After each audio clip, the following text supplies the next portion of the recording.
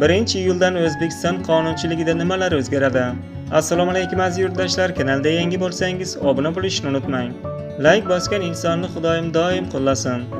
Pensiya va nafaqa miqdorlari, shuningdek bolalar nafaqasi hamda kam ta'minlangan oilalarga ajratiladigan moddiy yordam 10% ga oshiriladi. Shu bilan birga quyidagilar belgilandi. Yosh bo'yicha pensiyaning eng kam miqdori oyiga 918 ming so'm. Nogironlik bo'yicha pensiyaning eng kam miqdori oyiga 1 012 000 so'm. Kam ta'minlangan oilalarga, bolalarga nafaqasi oyiga 3 yoshgacha bo'lgan har bir kichik bola uchun 360 ming so'm.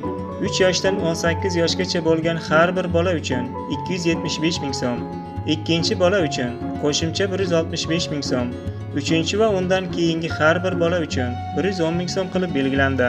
Kam ta'minlangan oilalarga moddiy yordam oyiga 420 ming so'm qilib belgilandi. Pensiyani hisoblash bazaviy miqdori oyiga 471 ming so'm qilib belgilandi. Sizlarga yetkazmoqchi bo'lgan xabarlar shu edi. Salomat bo'ling. Bizni kuzatishda davom eting.